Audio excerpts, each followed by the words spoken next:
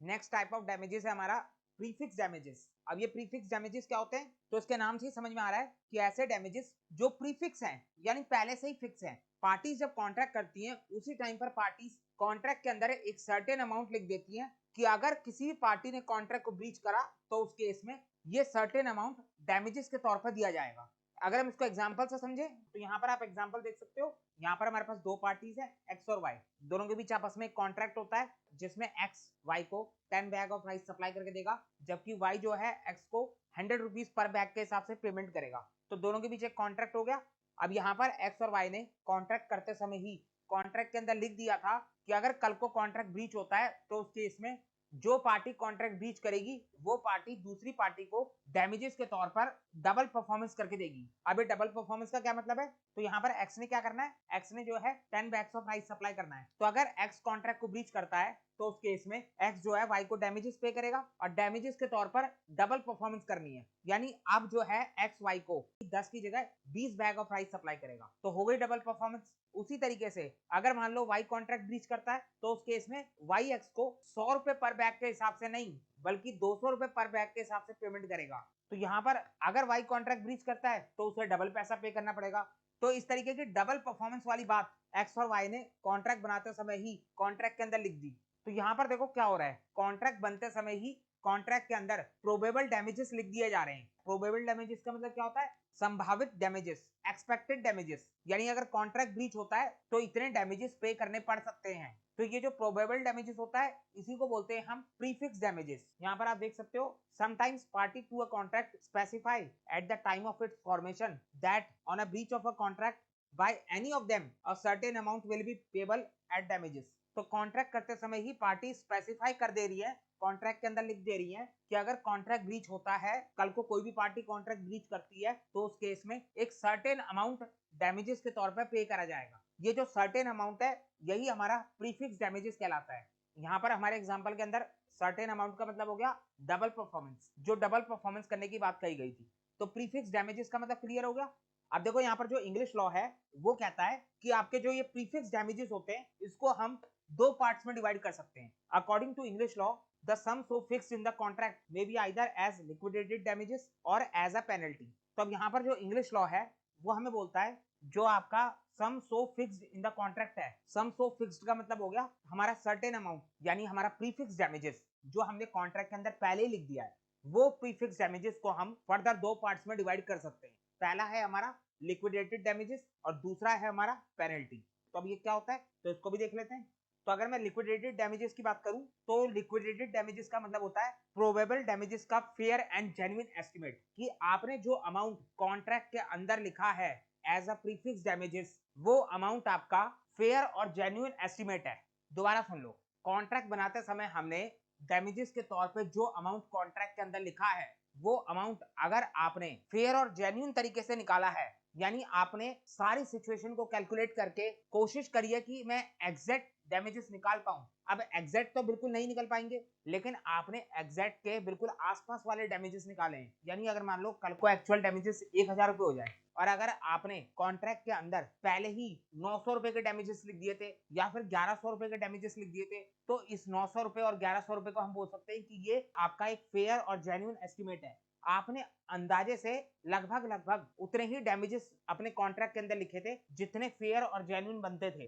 तो अगर कॉन्ट्रैक्ट बनाते समय आपने कॉन्ट्रैक्ट के अंदर प्रीफिक्स डैमेजेस लिखे हैं और वो प्रीफिक्स डैमेजेस आपके फेयर और जेन्युइन है, आपने फेयर और जेन्युइन प्री एस्टिमेट करा है, तो उस केस में उस प्रीफिक्स डैमेजेस को आप लिक्विडेटेड डैमेजेस का नाम दोगे। तो लिक्विडेटेड डैमेजेस हमारे एक रीजनेबल डैमेजेस होते हैं, यानी ऐसे डैमेजेस जो फेयर और जेन्युइन तरीके से कैलकुलेट करे जाते हैं। यहाँ पर आप देख सकते हो, sometimes the amount of compensation fixed for the breach of the contract is fair and genuine pre-estimate of the probable damages. Such an amount is known as liquidated damages. Liquidated damages are imposed by way of compensation. तो liquidated damages हमारा reasonable damages होता है। तो हम damages का मतलब तो जानते ही हैं, damages का मतलब होता है compensation। तो यहाँ पर liquidated damages का मतलब भी वही है, reasonable compensation। liquidated damages का पर्पस होता है कि आप सामने वाली पार्टी के नुकसान की भरपाई करना चाहते हो। तो समझ में आ गई बात। अब देखो प्रीफिक्स डैमेजेस का दूसरी कैटेगरी है हमारे पास पेनल्टी। अब ये पेनल्टी का मतलब क्या होता है? Sometimes the amount of compensation fixed for the breach of the contract is not fair and genuine pre-estimate of the probable damages, but is disproportionate to the damages which may result in case of the breach of the contract। तो ऊपर जो बात बोली गई थी liquidated damages के case में, उसका ठीक अपोजिट यहाँ पर नीचे पेनल्टी के अंदर बोला जा रहा है कि आपने जो अमाउंट ऑफ कंपनसेशन फिक्स करा है कॉन्ट्रैक्ट के अंदर, जो आपने अमाउंट ऑफ कंपनसेशन लिखा है कि अगर कॉन्ट्रैक्ट ब्रीच होता है तो ये कंपनसेशन पे करा जाएगा, वो अमाउंट ऑफ कंपनसेशन आपका फेयर और जेन्युइन प्री एस्टिमेट नहीं है। मान लो एक्चुअल लॉस होता है 1000 रुपए का, लेकिन आप कंपनसेशन के तौर पर कॉन्ट्रैक्ट के अंदर प्रीफिक्स डैमेजेस लिख देते हो 2000 रुपए। नुकसान हुआ एक्चुअल 1000 रुपए का, लेकिन आपने पहले ही कॉन्ट्रैक्ट के अंदर कितना लिख दिया? 2000, यानी सीधा डबल। तो इस तरीके का अगर आप कोई अनरीजनेबल अमाउंट लिख देते हो, कोई डिसप्रपोर्शनेट अमाउंट लिख देते हो, डिसप्रपोर्शनेट का मतलब क्या होता है? जो प्रपोर्शनेट टू द डैमेजेस नहीं है, यानी डैमेजेस के अकॉर्डिंग नहीं है। अगर एक्चुअल लॉस 1000 का होता है और आप 900, 1100, 1200 भी लिख देते हो तो भी उसको रीजनेबल डैमेजेस मान लिया जाएगा कि आपने अंदाजा तो सही लगाया था, थोड़ा बहुत ऊपर नीचे तो होता रहता है। लेकिन यहाँ पर एक्चुअल लॉस हो रहा है 1000 का और आप पहले प्री एस्टिमेट कर रहे हो 2000 का, तो उस केस में ये तो आप डबल कंपनसेशन लिख रहे हो। साफ साफ नजर आ रहा है कि आपने कंपनसेशन नहीं बल्कि पेनल्टी लिखी है। ये एक तरीके की पेनल्टी है कि अगर पार्टी कॉन्ट्रैक्ट ब्रीच करती है तो उस केस में ब्रीच करने वाली पार्टी को 1000 की जगह 2000 रुपए पे करने पड़ेंगे। तो ये 2000 रुपए तो साफ साफ पेनल्टी है। आप जो है सामने वाली पार्टी को डरा रहे हो कि नुकसान भले ही मेरा 1000 रुपए का होगा लेकिन तुझे 2000 रुपए पे करने पड़ेंगे। तो इस तरीके के डराने वाले कंपनसेशन अगर आप कॉन्ट्रैक्ट के अंदर लिख देते हो तो उसको हम पेनल्टी का नाम देते हैं। Such an amount is known as penalty. It is usually an amount higher than the normal loss that can be incurred by either party due to the breach. तो ये जो पेनल्टी वाले प्रीफिक्स डैमेजेस कॉन्ट्रैक्ट के अंदर लिखे जाते हैं ये हमेशा हमारे नॉर्मल लॉस से हायर होते हैं। नॉर्मल लॉस का मतलब हो गया एक्चुअल लॉस, पेनल्टी हमेशा एक्चुअल लॉस से ज्यादा ही होती है। The parties in such a case are not awarded this penalty completely, but only the sum amounting to actual loss. तो देखो यहाँ पर कॉन्ट्रैक्ट बनाते समय पार्टीज ने 2000 रुपए प्रीफिक्स डैमेजेस लिख दिए। दोनों ही पार्टीज को ये तो मालूम था कि एक्चुअल डैमेजेस या तो 1000 रुपए का होगा या फिर उससे थोड़ा ऊपर नीचे होगा, लेकिन उसके बावजूद कॉन्ट्रैक्ट के अंदर प्रीफिक्स डैमेजेस के तौर पर 2000 रुपए लिखे गए। तो अब इस केस में सवाल ये आता है कि अगर मान लो कॉन्ट्रैक्ट ब्रीच होता है तो उस केस में क्या ये प्रीफिक्स डैमेजेस यानी ये जो 2000 रुपए कॉन्ट्रैक्ट में लिखे हुए हैं ये 2000 रुपए पे करे जाएंगे? क्या ब्रीच करने वाली पार्टी सामने वाली पार्टी को डैमेजेस के तौर पे 2000 रुपए पे करेगी जबकि एक्चुअल लॉस 1000 रुपए का हो रहा है? तो ये तो गलत बात है ना। अगर आपका 1000 रुपए का लॉस हो रहा है तो आप 1100 रुपए ले लो, 1200 रुपए ले लो, कुछ इंटरेस्ट ले लो, एक्स्ट्रा कुछ पैसा ले लो, लेकिन सीधा डबल, ये तो गलत बात है। ये तो सीधे सीधे पेनल्टी है कि आपने प्रीफिक्स डैमेजेस के नाम पर 2000 रुपए लिखे हैं, तो आप इस 2000 रुपए में से जो आपका एक्चुअल लॉस है, आपका एक्चुअल लॉस कितना है? 1000 रुपए का। इस 1000 रुपए के एक्चुअल लॉस को आप नाम दोगे लिक्विडेटेड डैमेजेस। यहाँ पर अभी हमने देखा लिक्विडेटेड डैमेजेस का मतलब होता है वो डैमेजेस जो कि लगभग लगभग इक्वल होते हैं हमारे एक्चुअल डैमेजेस के, यानी ये फेयर और जेन्युइन प्री एस्टिमेट है। तो 1000 रुपए एक्चुअल डैमेजेस है, तो इस 2000 के प्रीफिक्स डैमेजेस में से हम 1000 रुपए को लिक्विडेटेड डैमेजेस मानेंगे और जो बैलेंस 1000 रुपए है यानी जो 1000 रुपए के ऊपर एक्स्ट्रा 1000 रुपए है, इस 1000 रुपीज को हम पेनल्टी का नाम देंगे। तो समझ में आ रही है बात? तो यहाँ पर लॉ ने साफ साफ बोल दिया कि आप कॉन्ट्रैक्ट में चाहे जितना मर्जी अमाउंट प्रीफिक्स कर लो, आप कॉन्ट्रैक्ट में जितना मर्जी प्रीफिक्स डैमेजेस लिख लो, लेकिन कॉन्ट्रैक्ट ब्रीच होने पर पार्टीज को सिर्फ एक्चुअल लॉस जितना ही डैमेजेस पे करा जाएगा। एक्चुअल लॉस जितना डैमेजेस का मतलब हो गया लिक्विडेटेड डैमेजेस, यानी हमारा 1000 रुपीज। तो यही बात यहाँ पर बोली है कि पार्टीज को पेनल्टी कंप्लीटली अवॉर्ड नहीं करी जाती। पेनल्टी के नाम पर आपने 2000 रुपए लिखे थे तो 2000 में से आपको सिर्फ 1000 रुपए मिलेगा, यानी जो आपका एक्चुअल लॉस होगा। तो समझ में आ रही है आपको बात? तो यहाँ पर अब हम बोल सकते हैं कि हमारे प्रीफिक्स डैमेजेस दो पार्ट्स में डिवाइड होते हैं। पहला होता है हमारा लिक्विडेटेड डैमेजेस जो कि हमारे रीजनेबल डैमेजेस होते हैं, वहीं दूसरी तरफ दूसरा है हमारा पेनल्टी जो कि हमारा एक तरीके से अनरीजनेबल डैमेजेस है। और कॉन्ट्रैक्ट ब्रीच होने के टाइम पर लॉ कभी भी पेनल्टी को अलाउड नहीं करेगा। लॉ हमेशा यही बोलता है कि अगर आपका कॉन्ट्रैक्ट ब्रीच हुआ है तो उस केस में जो भी आपका नुकसान बनता है आप अपने उस नुकसान की भरपाई सामने वाली पार्टी से कर लो, लेकिन जो रीजनेबल नुकसान है उसी की भरपाई करनी है। तो समझ में आ रही है बात? तो हमारे इस एग्जांपल को देखो एक बार। यहाँ पर एक्स वाई को 10 बैग्स ऑफ राइस सप्लाई करेगा और बदले में वाई जो है एक्स को 100 रुपए पर बैग के हिसाब से पेमेंट करेगा। तो इन दोनों ने कॉन्ट्रैक्ट करते समय ही कॉन्ट्रैक्ट के अंदर लिख दिया था कि अगर कल को कॉन्ट्रैक्ट ब्रीच होता है तो उस केस में जो पार्टी कॉन्ट्रैक्ट ब्रीच करेगी वो पार्टी डबल परफॉर्मेंस करेगी। तो ये डबल परफॉर्मेंस वाली बात कॉन्ट्रैक्ट के अंदर पहले ही लिख दी गई थी और इसको हम प्रीफिक्स डैमेजेस का नाम देते हैं। तो यहाँ तक की बात तो आपको समझ में आ गई। तो इन दोनों के बीच कॉन्ट्रैक्ट तो हो गया, लेकिन जब परफॉर्मेंस की डेट आई तो उस दिन एक्स ने अपनी परफॉर्मेंस पूरी कर दी, एक्स ने वाई को 10 बैग्स ऑफ राइस सप्लाई कर दिया, लेकिन वाई ने पेमेंट देने के टाइम पर पेमेंट देने से मना कर दिया, वाई ने डिफॉल्ट कर दिया, यानी वाई ने कॉन्ट्रैक्ट को ब्रीच कर दिया, तो वाई हमारी डिफॉल्टिंग पार्टी बन गया। तो अब इस केस में कॉन्ट्रैक्ट के अंदर लिखे गए प्रीफिक्स डैमेजेस के अकॉर्डिंग वाई को जो है 100 रुपए पर बैग की जगह 200 रुपए पर बैग के डैमेजेस एक्स को पे करने पड़ेंगे। तो ये तो हो गया कॉन्ट्रैक्ट के अकॉर्डिंग वाली बात, लेकिन हमारा लॉ यहाँ पर क्या कहता है, लॉ यहाँ पर बोलता है कि आप कॉन्ट्रैक्ट के अंदर जितने मर्जी चाहो उतने प्रीफिक्स डैमेजेस लिख लो, लेकिन एक्चुअल में जो एग्री पार्टी को मिलेगा वो सिर्फ रीजनेबल कंपनसेशन होगा। तो यहाँ पर वाई के कॉन्ट्रैक्ट ब्रीच करने की वजह से एक्स को मैक्सिमम टू मैक्सिमम कितना लॉस हुआ, अगर हम बात करें एक्स की, तो एक्स ने 10 बैग्स ऑफ राइस सप्लाई करे जिसका प्राइस था 100 रुपए पर बैग, तो इसका मतलब हो गया कि एक्स ने वाई को 1000 रुपए का सामान सप्लाई करा है। तो जब सामान ही 1000 रुपए का सप्लाई करा गया है तो लॉस भी 1000 रुपए का ही होगा, एक्स को ज्यादा से ज्यादा 1000 रुपए का लॉस होगा, तो 1000 रुपीज एक्स के लिए एक्चुअल लॉस है, और यही एक्चुअल लॉस हमारा रीजनेबल डैमेजेस कहलाएगा। तो यहाँ पर जो 200 रुपए पर बैग के हिसाब से 2000 रुपए के प्रीफिक्स डैमेजेस तय करे गए थे, वो प्रीफिक्स डैमेजेस एक्स को नहीं मिलने वाले, बल्कि जो एक्चुअल लॉस है, जितना एक्चुअल लॉस हुआ है सिर्फ उतना ही वाई एक्स को पे करेगा। तो यहाँ पर प्रीफिक्स डैमेजेस को ना देखते हुए वाई जो है एक्स को 1000 रुपीज उसका actual loss as a compensation देगा, क्योंकि जो 2000 रुपए प्रीफिक्स डैमेजेस लिखे हुए थे उन 2000 रुपए में से 1000 रुपए हमारा एक्चुअल लॉस था, यानी हमारा लिक्विडेटेड डैमेजेस था। एक्चुअल लॉस का मतलब हो गया रीजनेबल कंपनसेशन, और रीजनेबल कंपनसेशन का मतलब क्या होता है, लिक्विडेटेड डैमेजेस। तो 1000 रुपए हमारा लिक्विडेटेड डैमेजेस था, और जो बचा हुआ 1000 रुपए था वो हमारी पेनल्टी थी। तो पेनल्टी तो कभी भी पे नहीं करी जाती, तो पे करा जाएगा सिर्फ लिक्विडेटेड डैमेजेस यानी रीजनेबल और एक्चुअल लॉस। तो समझ में आ गया। अब सवाल ये आता है कि अगर पेनल्टी का रिकवरी हो ही नहीं सकती तो उस केस में पेनल्टी को कॉन्ट्रैक्ट के अंदर प्रीफिक्स डैमेजेस के तौर पर क्यों लिखा जाता है, तो यहाँ पर उसका भी जवाब देख लो। Penalty is payable in the event of breach with a view to prevent a party from committing a breach. तो पेनल्टी को कॉन्ट्रैक्ट के अंदर लिखने का सिर्फ एक ही पर्पस होता है कि पार्टीज ये चाहती हैं कि हम दोनों में से कोई भी कल को कॉन्ट्रैक्ट ब्रीच ना करे।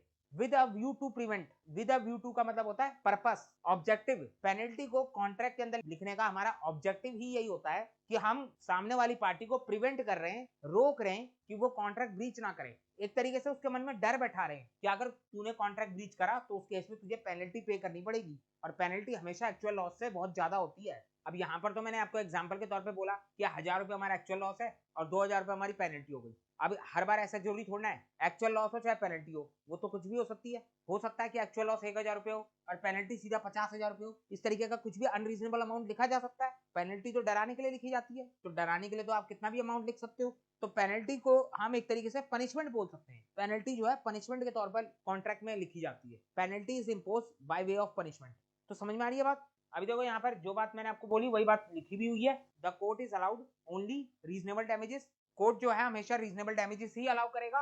The sum so named determines only the maximum liability and the court can not allow damages beyond that limit. तो यहाँ पर क्या बोला जा रहा है कि जो सम सो नेम्ड है, सम सो नेम्ड का मतलब हो गया प्रीफिक्स डैमेजेस। जो सम आप कॉन्ट्रैक्ट के अंदर प्रीफिक्स डैमेजेस के तौर पे लिखोगे वो सम आपका मैक्सिमम लायबिलिटी होगा। अगर मान लो प्रीफिक्स डैमेजेस के तौर पर आपने कॉन्ट्रैक्ट के अंदर 1000 रुपए लिखे हैं कि अगर कॉन्ट्रैक्ट ब्रीच होता है तो उस केस में डिफॉल्टर पार्टी जो है एग्री पार्टी को 1000 रुपए पे करेगी, जबकि कॉन्ट्रैक्ट ब्रीच होने पर आपका एक्चुअल लॉस हुआ 800 रुपए का। तो आप इस केस में मुझे ये बताओ कि डिफॉल्टर पार्टी को 1000 रुपए पे करने पड़ेंगे कि 800 रुपए पे करने पड़ेंगे। तो आप यहाँ पर देख सकते हो कि जो आपने सम सो नेम लिखा है, यानी जो आपने प्रीफिक्स डैमेजेस लिखे वो आपकी मैक्सिमम लायबिलिटी है, और इसके ठीक ऊपर लिखा हुआ है कि कोर्ट जो है सिर्फ रीजनेबल डैमेजेस अलाउ करेगा। रीजनेबल डैमेजेस का मतलब होता है एक्चुअल डैमेजेस। तो एक्चुअल डैमेजेस आपके 800 रुपए के हुए, जबकि मैक्सिमम लायबिलिटी कितनी लिखी हुई आपने 1000 रुपए। तो यहाँ पर साफ सीधी बात है, कोर्ट जो है सिर्फ 800 रुपए के डैमेजेस अलाउ करेगा जो कि आपके रीजनेबल डैमेजेस है। उसी तरीके से अगर मान लो ऐसा होता कि आपने 1000 रुपए प्रीफिक्स डैमेजेस के तौर पे कॉन्ट्रैक्ट में लिखे हुए हैं, लेकिन आपका एक्चुअल लॉस 1200 रुपए का हो जाए, तो फिर वहां पर क्या होगा, तो अब क्या डिफॉल्टर पार्टी 1200 रुपए पे करेगी? तो बिल्कुल नहीं। यहाँ पर भी सेम यही बात अप्लाई होगी। तो लॉ यहाँ पर बोलता है कि आपने कॉन्ट्रैक्ट के अंदर प्रीफिक्स डैमेजेस लिखे हुए हैं 1000 रुपए, ये आपकी मैक्सिमम लायबिलिटी है। अगर कॉन्ट्रैक्ट ब्रीच होता है तो डिफॉल्टर पार्टी की ये मैक्सिमम लायबिलिटी बनती है। एक्चुअल लॉस 1200 रुपए हो गया, उस बात से फर्क नहीं पड़ता, defaulter party maximum to maximum 1000 रुपए ही एग्री पार्टी को पे करेगी, और कोर्ट भी इस मैक्सिमम लायबिलिटी के बियॉन्ड जाकर कंपनसेशन अलाउ नहीं कर सकता। आपने जितना लिख दिया वो आपकी मैक्सिमम हो गई, उससे कम आपको मिल जाएगा, लेकिन उससे ज्यादा की आप उम्मीद नहीं रख सकते। Court can not allow damages beyond that limit, ये आपकी मैक्सिमम लिमिट है, इससे आगे आप नहीं जा सकते। तो समझ में आ रही है बात? अभी अगर किसी को कंफ्यूजन है तो घबराना मत, अभी हम इसके बहुत सारे एग्जाम्पल देखेंगे तो उससे बातें ज्यादा अच्छे से क्लियर हो जाएंगी। तो एक बार अगर दोबारा से देखें तो हमने अभी तक क्या देखा कि कॉन्ट्रैक्ट के अंदर प्रीफिक्स डैमेजेस के नाम पर आप पहले से ही कॉन्ट्रैक्ट बनाते समय ही एक सर्टेन अमाउंट लिख सकते हो कि इतने आपके प्रोबेबल डैमेजेस हो सकते हैं। और इस प्रीफिक्स डैमेजेस को भी हम दो पार्ट्स में डिवाइड कर सकते हैं। प्रीफिक्स डैमेजेस के अंदर जो आपका फेयर और जेन्युइन एस्टिमेट होगा उसको आप बोल सकते हो लिक्विडेटेड डैमेजेस, और जो part about the fair and genuine estimate है उसको आप पेनल्टी का नाम दे सकते हो। और अगर कॉन्ट्रैक्ट ब्रीच होता है तो उस केस में प्रीफिक्स डैमेजेस हमारी मैक्सिमम लायबिलिटी बन जाते हैं। कोर्ट कभी भी इस प्रीफिक्स डैमेजेस के ऊपर जाकर आपको डैमेजेस अलाउ नहीं कर सकता। अगर एक्चुअल डैमेजेस प्रीफिक्स डैमेजेस से कम है तो उस केस में आपको एक्चुअल डैमेजेस अलाउ कर दिए जाएंगे, लेकिन अगर एक्चुअल डैमेजेस प्रीफिक्स डैमेजेस से ज्यादा है तो फिर उस केस में आपको प्रीफिक्स डैमेजेस ही मिलेंगे। तो समझ में आई है बात? तो ये जितनी भी बातें अभी तक हमने करी ये सारी बातें हमारी इंग्लिश लॉ के ऊपर बेस्ड थी। हमने स्टार्टिंग में देखा था अकॉर्डिंग टू इंग्लिश लॉ के अकॉर्डिंग हमने प्रीफिक्स डैमेजेस को दो पार्ट्स में डिवाइड करा। अब अगर मैं बात करूं इंडियन लॉ की कि इंडियन लॉ क्या कहता है, तो इंडियन लॉ हमारा सीधी सीधी बात करता है कि आपके जो प्रीफिक्स डैमेजेस हैं उनको हम प्रीफिक्स डैमेजेस ही बोलेंगे। इंडियन लॉ जो है प्रीफिक्स डैमेजेस को किसी भी तरीके से कोई भी कैटेगरी में डिवाइड नहीं करता। The Indian law makes no distinction between liquidated damages and penalty. Indian law सीधे सीधे बोलता है कि जो भी आपका एक्चुअल लॉस होगा, जो भी आपका रीजनेबल डैमेजेस बनेगा, वो रीजनेबल डैमेजेस आपको पे कर दिया जाएगा। लेकिन एक बात यहां पर भी सेम है कि जो कंपनसेशन है वो आपको maximum to maximum prefix damages के बराबर मिलेगा। अगर आपका एक्चुअल लॉस प्रीफिक्स डैमेजेस के ऊपर हो गया तो उस केस में आपको maximum to maximum prefix damages ही दिया जाएगा। The compensation awarded cannot exceed the amount mention in the contract. तो समझ में आ गई बात? अब देखो इसी बात को हमारा सेक्शन नंबर 74 बोलता है। अगर हम इंडियन लॉ की बात करें तो इंडियन लॉ के अंदर प्रीफिक्स डैमेजेस को लेकर हमारे पास सेक्शन नंबर 74 है।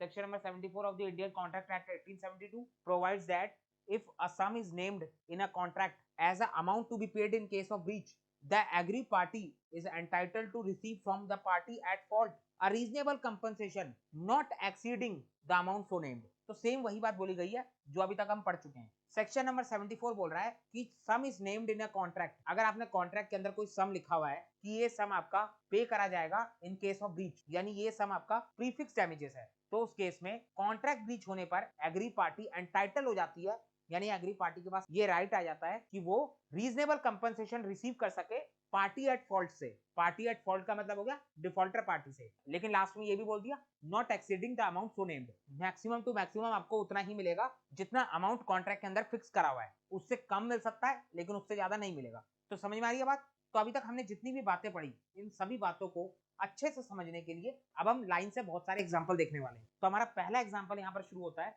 X borrows rupees 1 lakh from Y and agreed to pay rupees 1,20,000 as damages if he fails to pay the entire sum on the due date।